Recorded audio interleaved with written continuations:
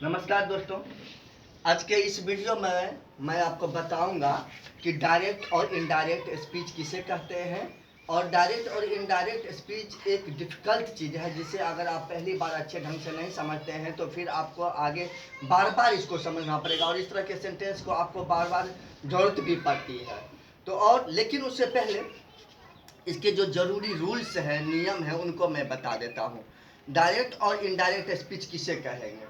Direct speech हम उन बातों को कहते हैं जब किसी व्यक्ति के कहे हुए कथन को ठीक उसी के शब्दों में कहते हैं तो हम उसे डायरेक्ट स्पीच कहते हैं। लेकिन जब किसी व्यक्ति के कहे हुए कथन को, उसके सारांश को हम अपनों शब्दों में किसी के सामने में कहते हैं तो उसको हम इनडायरेक्ट स्पीच कहते हैं।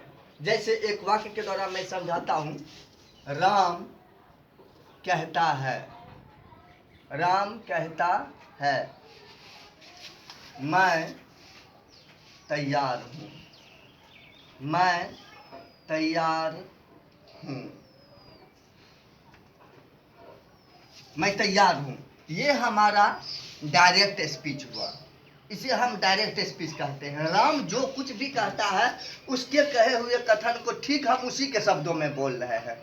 लेकिन जब हम कहते हैं कि राम कहता है कि, राम कहता है कि मैं तैयार हूँ, मैं तैयार हूँ, तो इसे हम इनडायरेक्ट स्पीच कहते हैं। अब डायरेक्ट से इनडायरेक्ट, हिंदी वाक्यों में डायरेक्ट से इनडायरेक्ट करने के लिए आपको इन्वर्टेड कॉमा को सिर्फ हटा करके उसके जगह पर की लगाना पड़ता है। लेकिन जब हम इंग्लिश में जाएंगे तो इसमें बहुत सारे नियम आपको लगाना पड़ेगा डायरेक्ट से इनडायरेक्ट में बदलने के लिए। अब जो एक बात समझने वाली बात है कि इसको हम लोग, ये जो है जो कॉमा से पहले रहता है उसको हम लोग कहते हैं रिपोर्टिंग वर्ब। इसे रिपोर्टिंग वर्ब कहा जाता है और इसे रिपोर्टेड स्पीच कहा जाता है। जिन वाक्यों को हम इन्वर्टेड कॉमा के अंदर रखते हैं उसको रिपोर्टेड स्पीच कहा जाता है और जिन वाक्यों को कॉमा से पहले रखते हैं उसको रिपोर्टिंग वर्ब कहा जाता है। अब अगर हमारे हिंदी वाक्यों में अगर है लगा हुआ है रिपोर्टिंग वर्ब में तो उसका जब हम लोग ट्रांसलेशन करने लगते हैं तो आपको V1 का प्रयोग करना पड़ेगा। V1 का प्रयोग करते हैं। जैसे राम कहता है, राम सेज, राम सेज। अब इस बात को हम लोग रिपोर्टिंग वर्ब इन्वर्टेड कॉमा से बाहर रखेंगे। मैं तैयार हूँ, I am ready, I am ready. लेकिन जब हम इसको इनडायरेक्ट बना देते हैं, राम कहता है कि मैं तैयार हूँ, तो इसका ट्रांसलेशन होगा हमारा Ram said, Ram said that, Ram said that Ram said that he was ready, he was ready. Ram said that he was ready हम इसका लिखते हैं। लेकिन आज हम लोग सिर्फ डायरेक्ट स्पीच चलेंगे, इनडायरेक्ट स्पीच पर नहीं चलेंगे। और डायरेक्ट स्पीच में एक बात और मैं बता देता हूँ कि अगर हमारे हिंदी वाक्य में है लगा हुआ रहेगा रिपोर्टिंग वर्ब में तब हम वहाँ पर V1 का प्रयोग करेंगे। और अगर इसके जगह पर है नहीं लगा हुआ रहेगा तब वहाँ पर हम रिपोर्टिंग वर्ब में V2 का प्रयोग करेंगे, वर्ब के सेकेंड फॉर्म का प्रयोग करेंगे। इसमें अगर जैसे अगर हम कहते हैं राम ने कहा, राम ने कहा, राम ने कहा मैं तैयार हूँ, राम ने कहा मैं तैयार हूँ। तो अब हम इस बात को V2 में रखेंगे, राम सेड। हम लोग लिखेंगे Ram said I am ready, I am ready. और इसको हम लोग फुल स्टॉप दे करके डबल इन्वर्टेड कॉमा में रखते हैं इस बात को। अगर हिंदी वाक्य में है लगा हुआ है तो हम लोग V1 का प्रयोग करेंगे, और अगर है नहीं लगा हुआ है तो हम लोग रिपोर्टिंग वर्ब में V2 का प्रयोग करते हैं। जैसे सीता ने कहा, सीता ने कहा, सीता ने कहा मैं जा रही हूँ, मैं जा रही हूँ। तो इसका हम लोग बनाएंगे Sita said I am going, I am going. और अगर हम कहते हैं कि मोहन मुझसे कहता है, मोहन मुझसे कहता है मेरी मदद करो, मेरी मदद करो। तो इसका हम लोग ट्रांसलेशन जब बनाएंगे तो लिखेंगे Mohan, Mohan says to me, Mohan says to me, Mohan says to me, Mohan मुझसे कहता है, Mohan says to me help me, help me. बस इतना ही हम लोग लिखते हैं। लेकिन अगर हम लोग कहेंगे कि मोहन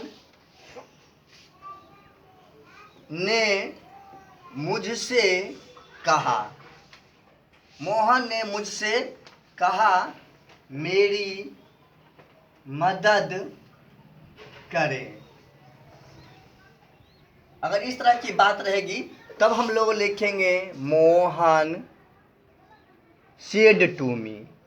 अब हम यहाँ पर सेड टू मी लिखेंगे, सेज नहीं लिखेंगे क्योंकि यहाँ पर है नहीं लगा हुआ है। इसको हम V2 में लिखेंगे Mohan said to me help me, help me. बस हम इतना ही लिखेंगे। इसी तरह से हम लोग बहुत सारे वाक्य बना सकते हैं। सीता मुझसे कहती है कि मैं बाजार जा रही हूँ, वह कहता है कि मैं बहुत गरीब हूँ, राधा कहती है कि मैं नाचने जा रही हूँ, लता कहती है कि मैं गाने जा रही हूँ। इस तरह से बहुत सारे वाक्यों को कहते हैं हम लोग। सिर्फ हमें ध्यान यह देना है कि अगर रिपोर्टिंग वर्ब में है लगा हुआ हो तो हम V1 का प्रयोग करेंगे, और अगर रिपोर्टिंग वर्ब में है नहीं लगा हुआ है तो हम लोग रिपोर्टिंग वर्ब में V2 का प्रयोग करेंगे। लेकिन रिपोर्टेड स्पीच में हम उसी तरह से वाक्य बनाएंगे जैसे यहाँ पर लिखा हुआ रहेगा, उससे कोई फर्क नहीं पड़ता है। यहाँ पर सेड रहे या से रहे, आपको यहाँ पर हमेशा वर्ब का फर्स्ट फॉर्म का ही प्रयोग करना है।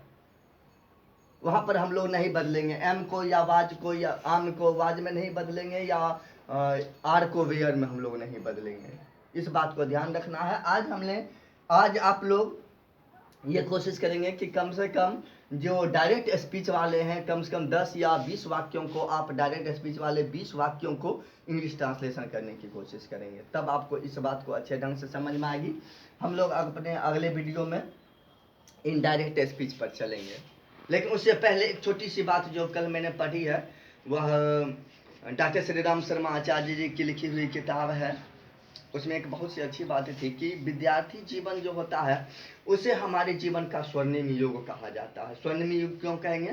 क्योंकि विद्यार्थी जीवन में आपके जीवन में ढेर सारी नई उल्लास रहता है, नया उमंग रहता है, भावी जीवन के बारे में ढेर सारे सपने रहते हैं कि मैं ये बनूंगा, मैं वो बनूंगा, मैं ऐसा करूंगा, मैं वैसा करूंगा, मैं बड़ा होकर के गरीबों की मदद करूंगा, या मैं बड़ा होकर डॉक्टर बन करके गरीब लोगों का मुफ्त इलाज करूंगा।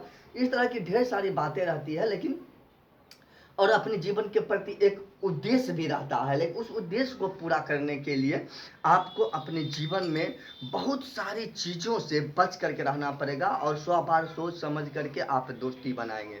एक बात, क्योंकि कई बार ऐसा होता है कि आप अपने जीवन से उद्देश्य से भटक जाते हैं, एक गलत दोस्त आपको अपने जीवन के उद्देश्य से बहुत गिरा देता है। तो आप कैसे समझेंगे कि मेरा जो ये दोस्त है वह अच्छा है कि खराब है, मुझे इससे दोस्ती रखनी चाहिए या नहीं?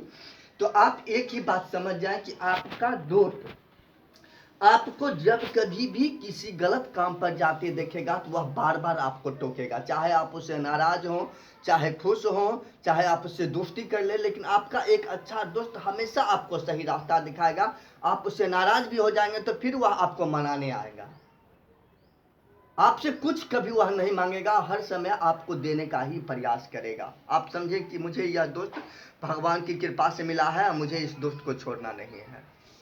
लेकिन अगर आपका दोस्त आपको बुराई बातें सिखाए, आपको स्कूल जाने से मना करे, या आपको कोचिंग जाने से मना करे, या जब आप पढ़ने बैठे तो आपको कहे कि चलो खेलने के लिए, इस तरह की बातें जब आपका दोस्त बोले तो आप तुरंत उसी समय उस लड़के से आप अपनी दोस्ती छोड़ दें, तभी आप अपने जीवन में उद्देश्य को पा सकेंगे।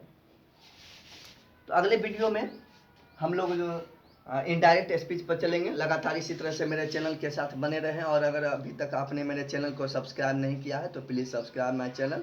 और आप सभी लोगों को छठ पर्व की अग्रिम शुभकामनाएं।